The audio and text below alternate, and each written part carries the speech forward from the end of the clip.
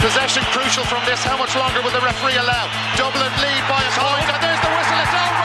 It's over. We earned it by winning the last 2 matches on the road, and that's not going to be taken away from us. But what I love in hurling, I love players that will never give in. He hits it. He hits it. It's over the bar.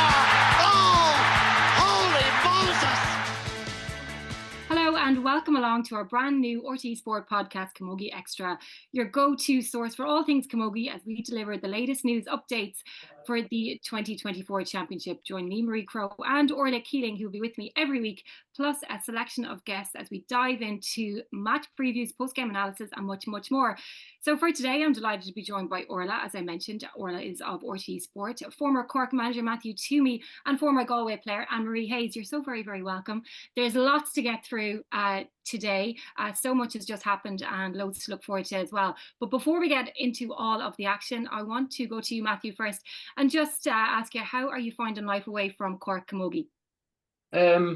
It's different. I suppose I have 99 problems, but Camogie ain't one. But look, it's when you go into the matches and all that, like you know, it's tough watching. But like, I obviously have still a fierce attachment to the team and the management. like, and look, just excited being a supporter now again. Like, but I just took it to sabbatical this year. I didn't get involved with the club. Like, so I'm kind of plotting along, going to different games and all that. So just enjoying the GAA from a different perspective again. When you're watching, are you looking at them through the lens of a fan, or do you still have a bit of a coaching hat still on?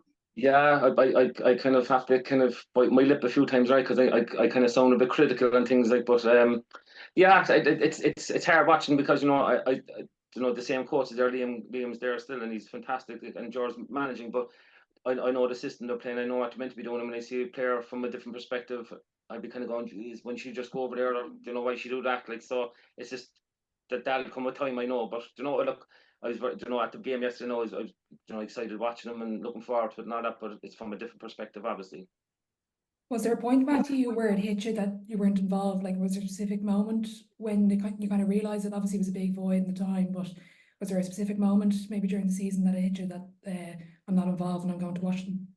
I suppose it was a strange one actually, because I went up to the league final this year when Tip played Galway, and that was the kind of day I was kind of happy enough with things as well. But I knew that day it was on because, look, I suppose we were lucky enough to be in Crowe Park so many times over the last few years, and just be up there from a different perspective and knowing that that's the curtain is put on my side of things. Like, there was no major kind of moment I was disappointed or shocked or anything like that, because look, it was in my head I was doing the 2 years and that was it, and just look, life is too busy outside of it. But there's no kind of part of me that must have final answer like that. There's no part of me that I'm disappointed of the decision. Like, look, everyone loves the big games. The time as well, Matthew, that goes into managing. I don't know, like, sometimes do people realise, maybe see, like, they know that hurling is really big and football is big, but the time that a manager puts in and all the coaching staff and the players put into Camogie, I think is so massive. And sometimes I don't know, do people realise, like, it's nearly a full-time job when you're managing a Camogie team, an Intercounty Camogie team. It definitely is. I started off with Paddy in 2014, and better than me even the previous times to that, but there wasn't as much into it. I know Paddy was putting a lot of time into it, but I think from Paddy, Tan Downey brought it up another level. Then Cahill came in, brought up another level. Brian came up and brought up another level. So we had to, I suppose, when Davey was involved with us, when he stepped away, we had to go to a different level as well. Then, because look, you can't replace someone like Davey. So like it's from morning to dusk. Like we send out wellness forms to the players every morning, just to see how they were feeling. Did they sleep okay? Had any issues? If there was a time in the month, what way they were with this, and we would have to tailor our session. It was like that was driven by our S&C and our physio. So they tailored the session then to the coach. So then the coach would be on what we're doing. So we'd have an email out then to everybody of what we're doing. I'd be talking to Liam during the day as well and all that. And then you go training. But like, that's only just organising for a training session. The other stuff, like we had so many side shows last year with dual clashes and so on, like in the strikes, and it was non-stop. So 40, 50 hours a week, I can easily say that I can put my hand on my heart and say that was definitely what Cork Camogie was to me for the last 2 years now. And Matthew, just the players themselves, like just seeing the increase in commitment and the drive then that matches that increase in demands, you must be just blown away by what the players do week after week. Absolutely, like and look, I suppose the ideal person to come in when Davey came in 2022 to us, he couldn't believe. He was saying they were actually probably doing more because we were out six nights a week training, between recovery sessions, between the gym sessions, etc. Like, and the players out of pocket for it. Like, I know they get. I caught a pittance off the GPA or whatever like that. It doesn't go half it. Like we had Libby Cottinger lives in Cahill, which is 2 hours to drive up and down. Like, there's a few like that. Ashton Thompson coming down from Limerick, and like they break a hurley, they replace themselves. Like, so I felt that myself when I kind of thought about taking on the man. I wanted to bring that up to try and get them looked after as much as they could. Like, but they don't get the credit. Like, and it's Cork, it's Galway, it's all the teams. They don't get the credit for what they do. Compared to what the lads get.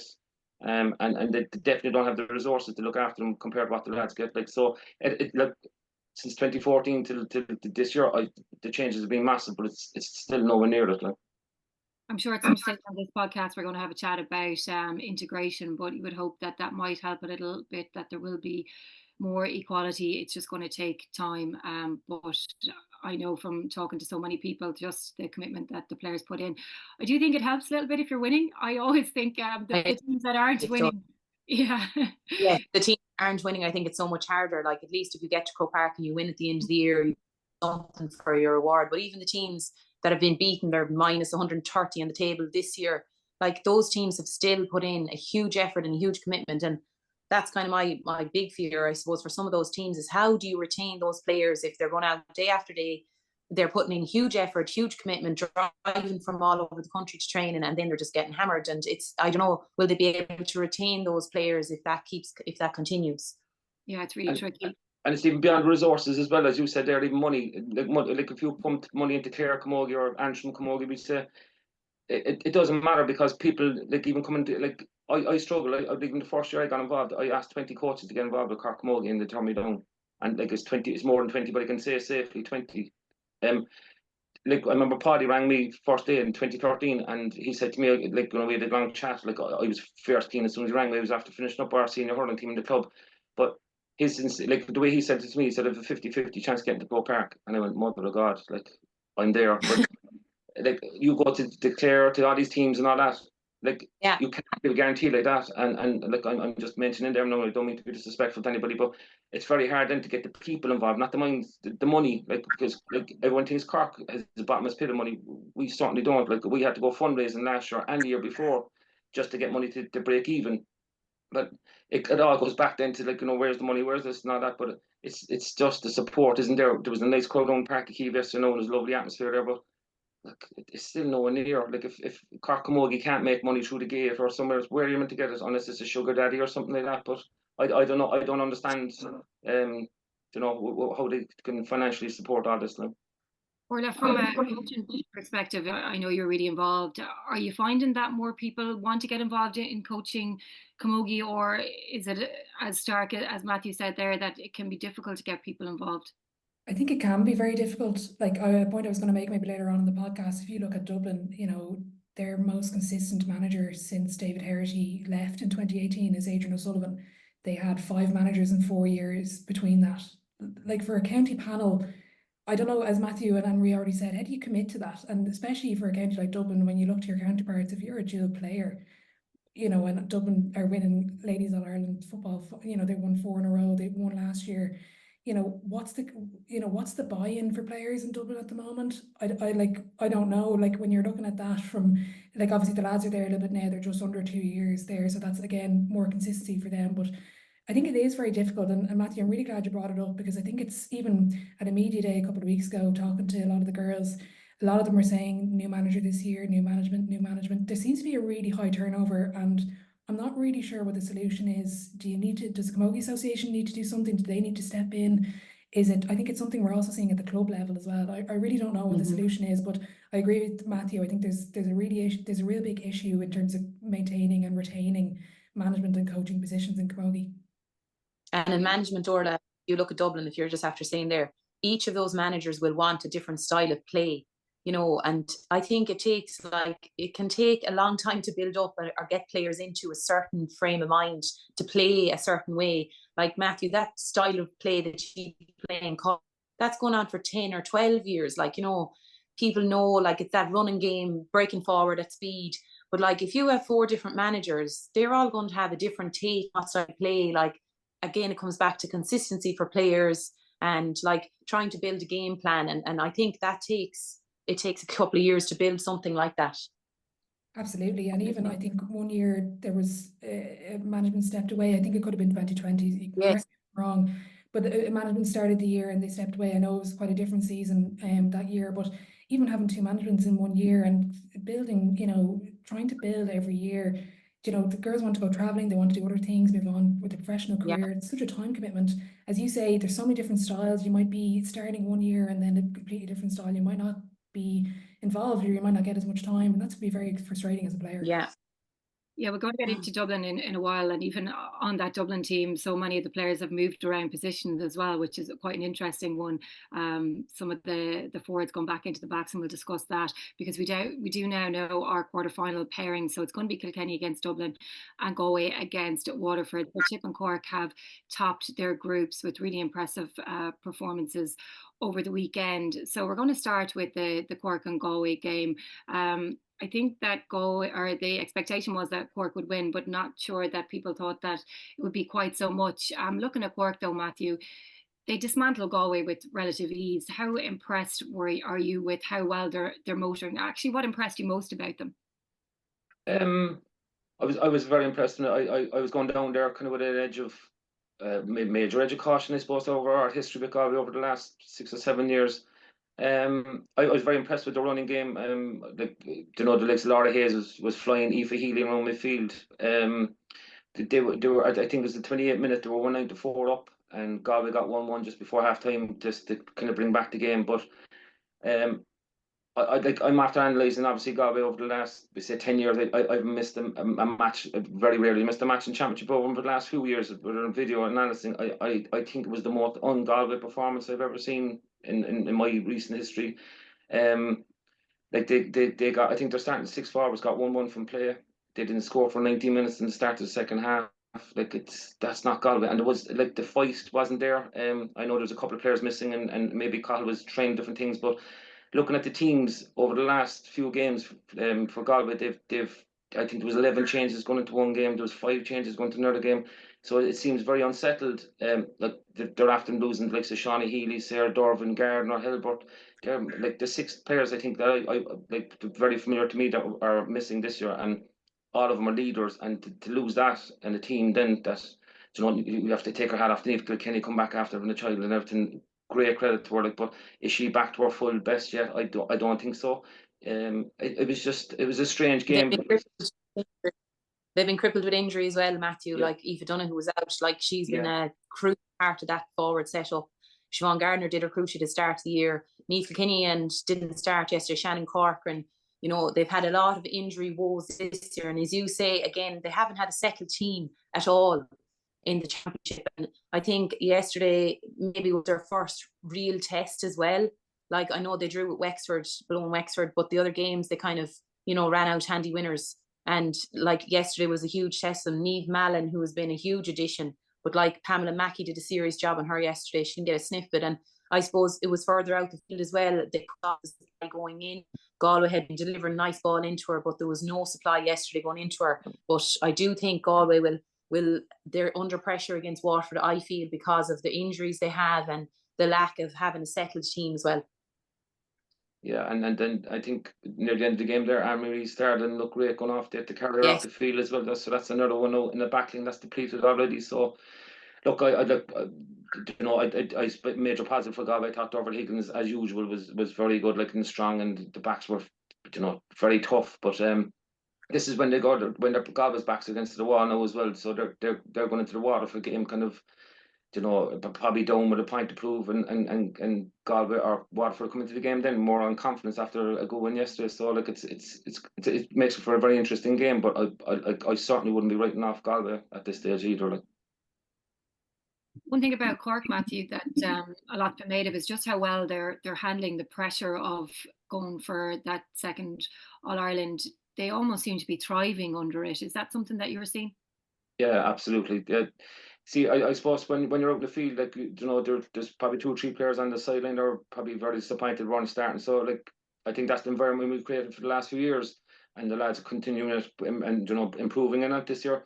Is that it's competitive even for the first 20. There's 30 players. We bring minors in every year, and the lads did the same this year now again. So they're the kind of people that they want. Like, that's the kind of environment we want to set up. Is just we want them to be the best players they possibly can be, and try and help them to do that and achieve more if they can. Even 1 or 2% sure is huge.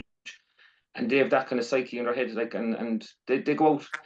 Like, there's no kind of big head about them or anything like that, and there hasn't been, like, as Eamon Ryan always said, like, you come back after winning with a small head and a small arse, like, so like they came back in with the right frame of mind to take this on again, and like, they're in a semi-final.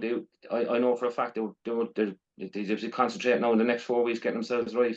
There'll be no kind of getting carried away with anything, like, because we have tasted so much bitter losses, like, over the few years, so that they know if it's just any kind of slip of the mind there, or slip of, like, they'll end up back in a depression again.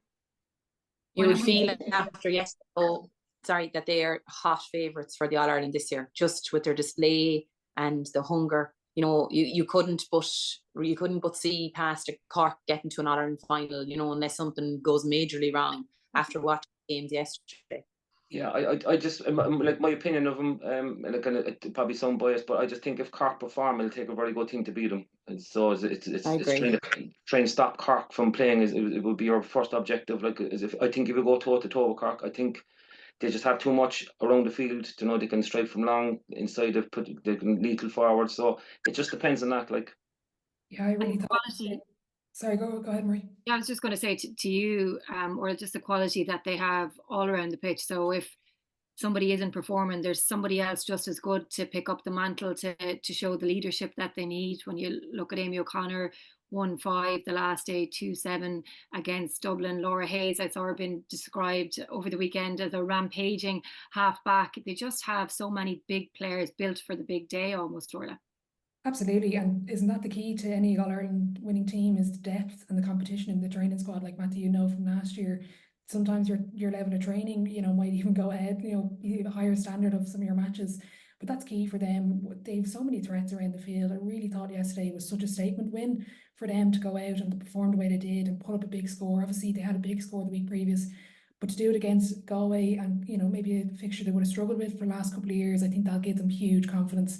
Matthew, I was going to throw a question at you in terms of, from a Galway perspective, when you're managing so many injuries and when the team is so unsettled, what do you do to try maintain confidence within your squad and try help them kind of back themselves even when the chips are down? Well, it probably happened to us last year. Like, we got 4 cruciates up to, I think, February or March last year, and then with the first league game, Katrina Mackey got a bad belt. She was out for 12 weeks. Like, Orla Crowe was out for a good few weeks. Like, we were down, and we were playing down with 19 players out of a panel of 32. There was, I think, there's one training session we did. We had 14 players training. We had 18 between football and being injured. You really have to harp on. I suppose what we did, we could see that we were going to be depleted in numbers. So what we did was we got the minors who were just after finishing the All-Ireland series, and we got them into the pan, and just for the training purposes, but actually to show them as well, like, like, the minors standard is very good and all that, but it's the step up is incredible. Like, you see players who dominate minor and come up and they're being blown out with the speed and everything, and I think it's a great, like, it was probably done more by circumstance than anything genius by us, but like, we brought these minors in to show them this is what you have to do. This is the level you have to get to if you want to be a Cork senior or any other senior player. And just going to another point there about the panels, like, my fear going on there yesterday is that Cork were out 2 of their stalwarts in the full back line, and obviously Gob's full forward line was very good, but Libby, I don't think we see her for the rest of the year. She got a bad injury. She's had surgery a couple of weeks ago, and Maeve Callahan's out injured, and she's fighting to be back fit hopefully for the semi-final. So I thought that would be a big threat. Like, they put Izzy O'Regan, who 2 years ago was a wing forward. We put her wing back last year, and she was cornerback yesterday or full back yesterday. So, like, the depth, what they're trying to improve on is amazing. The subs they brought on were very good, Matthew, as well. Yeah. And to be honest, that kind of turned the tide for you as well last year in the semi-final against Galway. 4 subs came on after half time. And I don't know, they scored 3 or 4 points between them, and I thought that you probably had more, what you brought on yesterday offered more than what Galway maybe had on the bench yesterday. Yeah, and I suppose when the team is there's a spring in Cork step yesterday, so the players coming on, it's easy to come onto a team like that. But like for the subs of Galway yesterday, with all due respect to them, they're coming on, they're under pressure. Anne-Marie, I expected Galway to trouble Cork's defenders a little bit more than they did yesterday. Why do you think they didn't? I just thought that the Cork half backline were so solid, they were so settled, and they were the launch pad for so many of their attacks. Galway just found it so difficult to break them down yesterday. And probably around the middle of the field as well, like Aoife Healy and Aisling Thompson had a serious command there. And it was difficult to break down those two lines. I thought that's where Cork were so strong, and that Galway just couldn't get past them, I felt. And even in the tackle, I felt that Galway looked sluggish, maybe, I don't know, the trip down to Páirc Uí Chaoimh or whatever, but they just found it so hard to get going, and, that drive forward. And maybe last year I felt that Galway kind of lost out against Ian Matthew in the semi-final. I thought that they ran so much ball out to the backs, and then he had clogged up the centre of the field. He turned them over so many times. We had two inside in the inside line. We just couldn't get the ball into them. And it was similar yesterday. Galway just could not get the ball, decent ball, into their, we have good forwards, but the ball just wasn't going in. Yeah, last year we played them in the first round of the All-Ireland series up in Athenry, and we got beaten by a goal. And I think our conversion rate the same day was 30%. It was woeful, but yeah. we dominated the game. A lot of the game, it's the running game and all that. And it was a June weekend and a hot day and all that. We just found a few chinks in it. In that semi-final, I suppose what we wanted to be in the game was up to the last 15 minutes, because when we analysed all the games we played against Galway in the years previous, is that we were nearly ahead in every game with 15 minutes to go, and Galway pushed us on. Again, like what you mentioned there about our subs coming on, like Aisling Thompson's, Orla Crowe and Tina Healy, Laura Hayes coming on. Again, there were circumstances, they were all coming back from injuries. They couldn't last 70 minutes. So it wasn't that, again, and we were doing fantastic. But we did find that, like, I think, even yesterday as well, when Laura Tracy's playing, like we don't play a sweeper. Like there's the first narrative we don't. It's just everyone that plays a sweeper against us. So Laura Tracy's standing on her own. So I even thought yesterday that Galway's the distribution of the ball was poor, because Laura Tracy mopped up. No, Anya Keane did a bit on the other side as well, but Cork were able to, Liam Cronin's excellent at, working around that. But I felt Laura Tracy yesterday, she was on so much ball, and she's the starting point for all Cork's attacks. She's extremely intelligent. To me, one of the best players Cork we have in the last 10 years. Extremely good at starting, and she has the knack as well. If the two girls in behind her are under pressure, she's back to the D as fast as she can get. I think this break for Cork is coming at a perfect time to let those injuries come back, and I really like the way the system is going, that they're rewarding if you top the group. Because I think you should get a reward if you do top your group. And for Cork, I couldn't think of a better time for them to get 2 weeks, get those girls in, allow injuries to kind of hopefully kind of progress and move back to the getting close to maybe a 60-minute performance, but also to get an advantage of watching your opponent next week and having that rest and that time, I think is really valuable for Cork at this moment. I think the big difference in 12 months as well is that we played Galway in the first game last year and we got beaten. So we knew at best that we were going to a quarter final, so we could prepare that way. I think for Galway coming up to this week, and Cork probably the same. I don't know the ins and outs with the Cork management either, but you're thinking if we lose, we're going to a quarter final. So we've only 1 week turnaround, which I think is tough going. To travel down to Cork now last week, now to travel up to Dublin next week.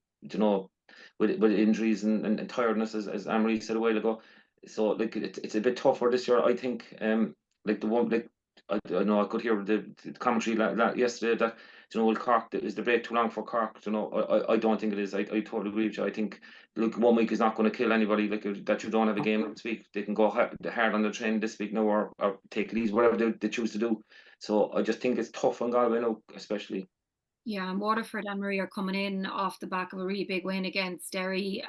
They'll be full of confidence, racking up 3-15 and coming in just with a different sense after a victory than there is after a defeat like the one that Galway suffered. How difficult is it going to be for Galway to pick themselves up and face into this Waterford team? Well, I suppose the only thing Cathal Murray can do is it's knockout at this stage.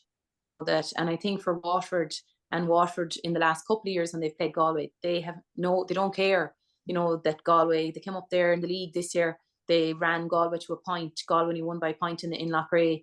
In 2019, we went down to Thurles and watched them play. Waterford had 2-7 on the board at half time. They were ahead. They were nearly double scores. So like Waterford will come into next weekend. I think probably the All-Ireland final maybe from last year will be the ice in the tail coming back to Crowe Park. Like they were really well beaten by Cork. They were totally dismantled. But they'll come back and they want to make amends. They're under new management. They've got a lot of their players back. Now, my only concern was yesterday that Vicky Faulkner didn't start, and I think she is a massive player to come back in, and it would have been good for her maybe to get some game time. But again, if you see more players getting on the board, like their over-reliance on Beth Carton last year, like she was just, and she's been sublime, like she's been player of the championship, you know, one of the top scorers. But you see Mairead O'Brien, Annie Fitzgerald getting on the scoreboard, Abby Flynn, all those girls, Mairead O'Brien adding to it, you know. So it's important for Waterford that those girls continue to score. And I think for Waterford, they won't care about Galway coming in. They'll be delighted that Galway will be down in the dumps after this weekend, because it is difficult. I don't care what people say, like coming out of Páirc Uí Chaoimh yesterday and knowing that you have a short turnaround, that is hard. And especially if they're all the injuries that Galway have. But they have no choice now. They just have to pick themselves up back into training on Tuesday night. You know, they won't be doing a whole lot this week, just sorting out whatever injuries they have and seeing who's ready for next weekend. I'm assuming that Aoife Donoghue will be back in the fray for next weekend, that she'll have recovered. Shannon Corcoran is another one there who missed out with she had a bad shoulder injury. So like for me, it's just pick yourselves up, dust yourselves down. This is knockout stages. Get back on the horse next weekend, and Crowe Park is going to open up a huge, like the big field yesterday, I think had a lot to do with it too. Galway just, I thought, looked a bit sluggish and they were a small bit behind. So next weekend, just, you know, back in the horse again. Matthew, Anne-Marie mentioned Abby Flynn. She got 1-2 against Derry, Mairead O'Brien. Is that the evolution that you're seeing of this Waterford team, that they're easing the scoring burden on Beth Carton?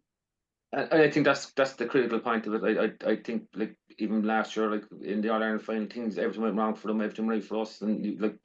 But like Beck was still a threat. Lorraine Bray, like, you know, she's around midfield. She's incredible. Like, but like Niamh Rockett, like, fantastic player. But like, they need something marquee inside there. Like, you know, just to be a consistent. Like Abby Flynn get 1-2 yesterday. I think she got a goal a year to be previous as well. They have to step up now, and that's critical for Waterford to progress. Like to beat Galway, to beat whoever else they have to beat on the route. Are they capable of doing it? Yes, they are. But I just think that the pressure has to come off. Like I think they got 3-15 yesterday, Beck got 2-8 still. So that's more than half your score still. Like and look, she's an outstanding player. Like and we tried everything on her last year, and she still I thought we did well enough, but she still got some exceptional points. But look, I don't think. I think the way the Waterford are, like, of course, they were disappointed over the All-Ireland final and all that, but I think they've responded very well. You know, I saw them playing a good few times this year, you know, and they're a threat to anybody to play, I think, for the rest of the year. Like. Yeah, I agree. I think they've really come out this year with a point to prove, and I think they've really taken, you know, that loss and how dramatic of a loss it was, you know, on the chin, and they've come out and they've really came out with a point to prove, and I think they'll go into Crowe Park with a point to prove as well, because they're back to where they were last year. And as well, I think the Munster final, I was at that game, saw clips of it and stuff like that. They were definitely a lot closer to Cork, obviously. So I think they'll want a point to prove. They'll want to be in a semi-final. They'll want to be back. Beth Carton is unbelievable. As you say, other players are stepping up. They've new management. I think things are clicking, and I think we're seeing a Waterford that are fearless and are just going to come into this Galway game. And I'm really going to back them. I think, obviously, with the struggles like all we're having, I think Waterford are really clicking in this championship so far, and I think we're really going to see. I think it could be a cracking game, but I'm backing Waterford next weekend. Okay, we'll get your predictions at the end. We're going to move on to the Tip and Kilkenny game, a much more competitive affair. Matthew, Tip are building on their league success. They have the consistency now that they might not have had in the past. And I think when we look at that Kilkenny game, it felt like a really big scalp because of the timing. How happy are they going to be now heading into the semi-final after their performance this whole season, really? Yeah, I think they'll be buzzing. I'm after seeing them a few times live this year now. Because Maria's from Tipperary, so I have no choice. But like I just think that there's a different dynamic to them this year, and I think winning the league final is a huge monkey off their back. They were always threatening for the last few years, like, but just to get some silverware and as the manner with which they won the league final was great as well. But They're unbeaten in the series so far. Like, and I just think yesterday, even when like they were well up at half time and Kilkenny came back at them, they still held out. You know, like when you someone like Karen Kennedy, like to me that's probably their big conundrum is if you put her centre back, she's exceptional, but she's lost in centre forward. If you put up centre forwards, vice versa. Like so, it's I just think like Beck Carton is like, you know, I think it's a narrative that we all say that she's one of the best in the country, but I don't think I genuinely don't think Karen's too far behind her. The big thing with Tipperary as well, like, you know, I know they lost Cueva Burke last year to the goalkeeper to a cruciate, and Nicole Walsh gone to goal, and like she seems to be kind of doing well in there as well this year. Like so, that's a big plus for them. But again, the share of scores yesterday, no Grace O'Brien. I really like Roisin Howard. She's just a very, very honest player. She's the kind of player I love in my team because she's never going to make the headlines, but she's always just the busy bee out in the wing and winning dirty ball and winning the frees. So like, I think that the fact that they avoided the quarterfinal is probably great for their confidence as well. I think they just need time to settle in now and see who their opposition is and focus on that. Like, because look, last year they were the better team for 30-40 minutes against Waterford in the semi-final, but just something happened, capsized. So I know Dennis and like they've got a name in Cork this year now as well, who's a massive asset to them. So like I'd say they'll be just chomping at the bit now to right the wrong from last year. Camogie, though, Tipperary seems to be on a high. Like they've won the minor A only a couple of weeks back. Their Premier Juniors had a win yesterday. Like Camogie really seems to be on the up. Like I remember being down at a game in Páirc Uí Chaoimh, Matthew, a couple of years ago, and Tipperary, their over-reliance on Coach Devan, like, and totally let them down. But like they have evolved so much. You know, their forwards, yes, they had a spread of scores, and as you say, Karen Kennedy has got goals there. If Bubbles Dwyer, you know, someone, the Tipperary hurlers got them, they'd be talking about them. You know, like the goal she got in the league final, she got another similar goal there in one of the championship games. I watched the clip back, and you know, she is just such a fine player. But they're not just reliant now on one player. Koch is back, and I do think that's brilliant addition as well to have her on the bench. I don't think maybe she'd last 60 minutes, but to be able to bring her on, she's come into a couple of games. Like what a player to bring on, her experience and her ability to put ball over the bar from distance out near the sideline. I think we'll see her in the semi-final, I'm sure, and you know, we could see some bit of magic from her too. Definitely, and to win the league final without her as well. They hadn't for the whole league campaign, so that was a big. Just on your point, it is definitely right to win such a big tournament like that without, you know, your marquee forward, I suppose, for the last 10-15 years. And as you said, then the spread of scores has been great. Like Eamon McGrath popped up with 2 goals a couple of weeks ago, and Grace was good yesterday. So look at that. I would not like to be playing them. I think for Tipperary, obviously that loss against Waterford in the Munster Championship, that could have been a bit of a jumpstart for them to kind of get going again. Obviously winning the league, then that loss is kind of a wake-up call of, oh, you know, we're not invincible here, you know, there's going to be people coming at us. But as you said, like this 2-week break, I think for them, and just building their confidence, and even Anne-Marie, I was going to ask you about, from a player's perspective, obviously winning the league, 20 years ago they won the league and the All-Ireland. What sort of, you know, how much do you buy into that storyline? Do you push the back of your head? Is there a lot of hype around Tipperary about that?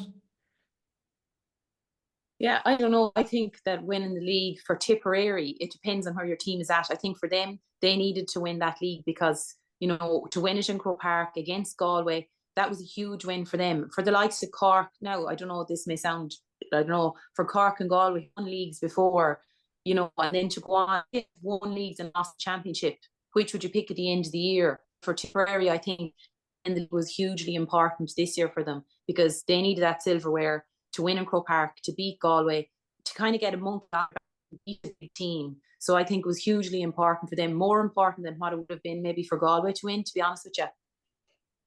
Matthew, what about Kilkenny? It took them 15 minutes to score. They looked to be really struggling in that first half. They did come roaring back into it in the second half and made it really competitive.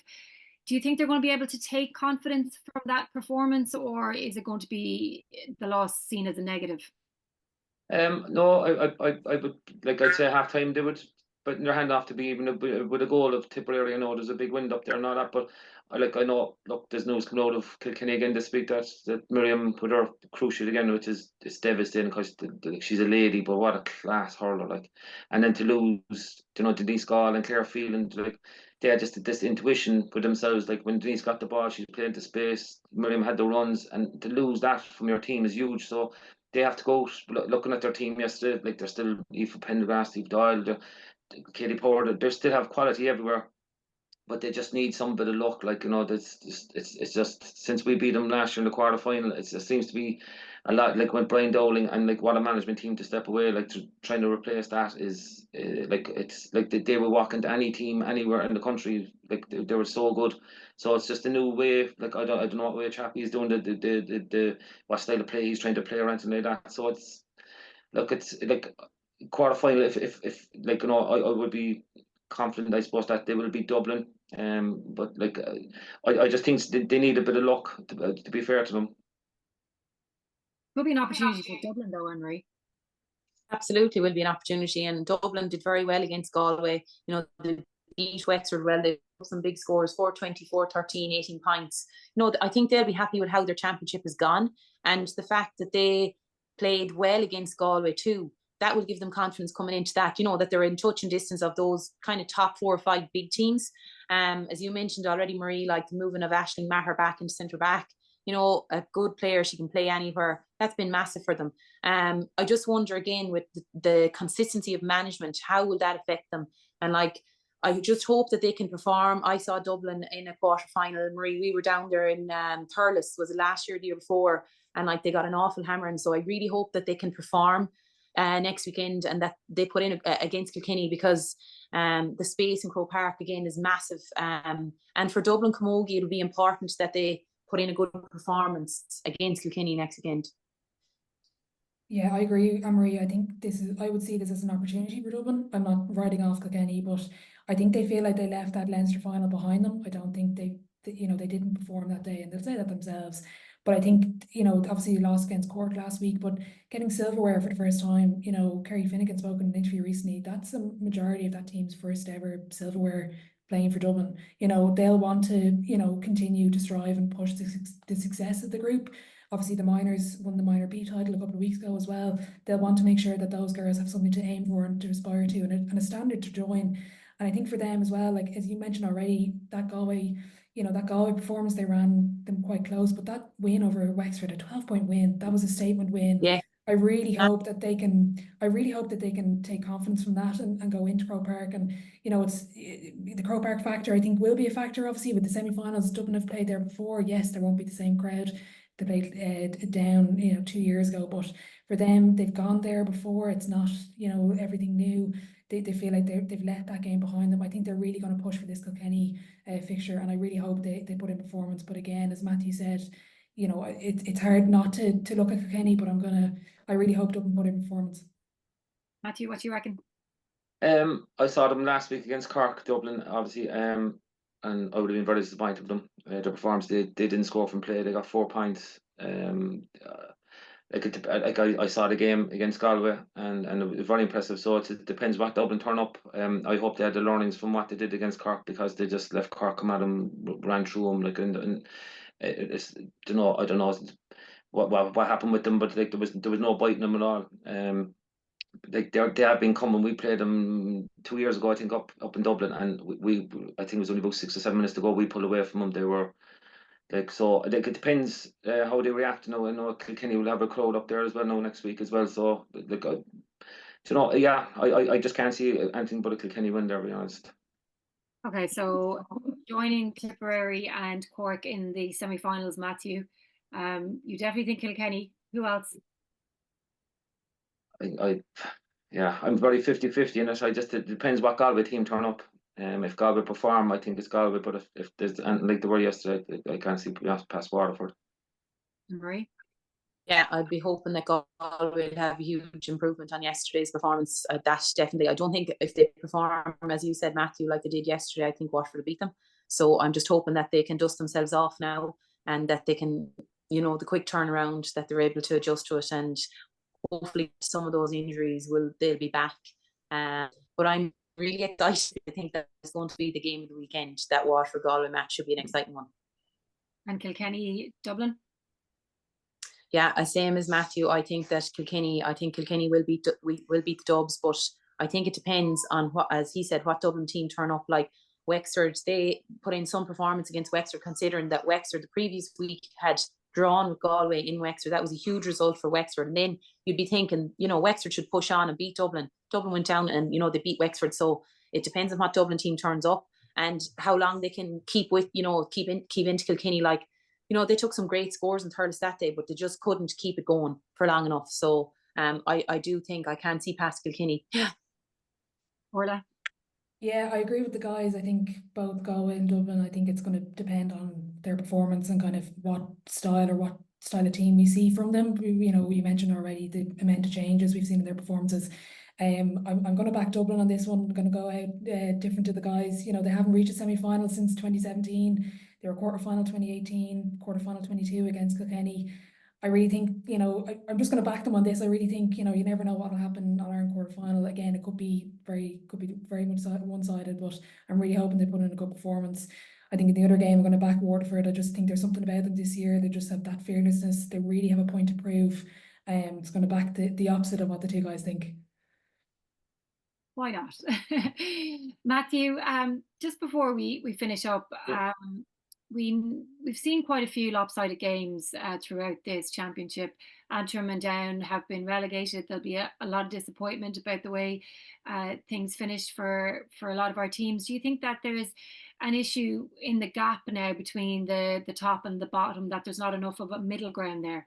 Absolutely, yeah. I think it's major. There was 6 games last week, and the average was 24 points. That's 8 goals beaten.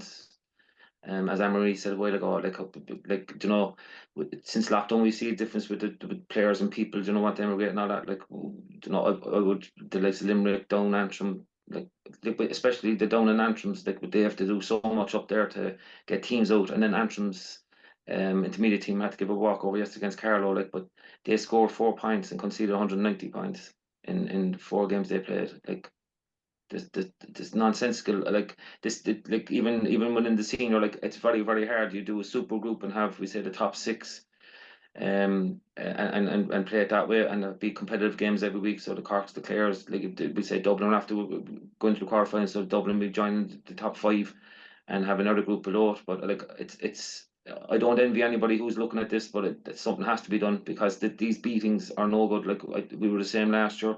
Like, we got 319 against Down, 319 against Clare, and like Clare losing 7 or 8 players, I think, this year. Like, it's you can't afford it. Like, the Cork, Kilkenny, Galway couldn't afford to do it. So I don't know how these teams can afford to do it, but something has to be done, because like, you're going to lose the teams. I think this is the standard will drop more in counties, and as I say, I don't think resources, anything like that. Like, of course it helps, but it's not going to change this. Like, they have to be competitive. They have to have a goal and what they're doing, you know, because I think some of them teams could go down, and Cork and Galway's second teams or Kilkenny second teams could be beating them again. So I don't know. It's a big conundrum for them. You'd wonder what the hurling are doing with Joe McDonagh. Like, could, you know, maybe the teams that were in the bottom 6 this year going to a tournament like that, and the top team would come out and play in a preliminary quarterfinal, or the top 2 teams. Because, as you say, I just think for those players that are in Limerick, Antrim, Down, Derry, the commitment that those girls are putting in is equal to what Cork, Galway, Tip, Kilkenny, Dublin, it's equal to what they're putting in, and their managements. And just like, I don't know how you can encourage a player to keep going if that's what's happening every week. They're going out and praying that the 60 minutes is over, and that they don't, like what Galway did to Down inside in Pearse Stadium. I just don't think that's beneficial for either team. Like, Cork and Galway, their first big game was yesterday, Matthew, to be fair. Like, you know that they have come now. I know Galway drew at Wexford, but like, to know where you're actually at as well. I definitely think for the retention of players, and for respect for players as well, that those players are putting in such effort and commitment that I just don't think it's fair, to be honest. No, and even from a management point of view, where you're a coach or manager like that, like, if you're after getting a job in like that, how can you pick up your team on a Tuesday night going training? Like, what can you do to say to get their confidence back, to make it worthwhile, to get them to buy into you? Like, it's extremely hard. We came back from defeats there. We lost 4 in a row last year, and I found it extremely hard. But I knew in the back of my head, if we get this right, we're going to be competitive. I don't know how, and I take my hat off to them, because I don't know if I could deal with it, what the pressure these lads are got, and Clare, like, in Derry, the Limericks and all these kind of people, like, even to see Joe Quaid yesterday jumping up and down when they got the win against Antrim just to stay up. Like, that's not Limerick, like, you know. But and you go into intermediate, it's the same there again. Like when this, it seems to me, there are the two leagues there. Like you know, Kerry are doing well, Meath are doing well. As I say, Cork second team, Galway second team. But then there's a gulf down the other side. I think Clare's second team came up and they won the junior last year and they're being annihilated by everybody as well. And it's just I think it's very lopsided. Like. Yeah, I agree. Nobody wants to see that. Hopefully there'll be some discussions about finding a way to make things better, because everybody loves watching Camogie, but we like watching competitive Camogie. That's what it's about. Matthew and Marie, Orla, thank you so much for joining me today. We really appreciate you taking the time. It's such an exciting time of the year for Camogie, for all sport actually. It's busy time for everybody, but really appreciate you taking the time. Thanks everybody for watching and for listening to Camogie Extra as we follow the road to victory in this year's All-Ireland Camogie Championships. We're available on the RTE Sportcast and YouTube channels, or wherever you get your podcast. Thanks everyone. Possession crucial from this. How much longer will the referee allow? Dublin lead by a point, and there's the whistle. It's over. It's over. We earned it by winning the last 2 matches on the road, and that's not going to be taken away from us. But what I love in hurling, I love players that will never give in. He hits it. He hits it. It's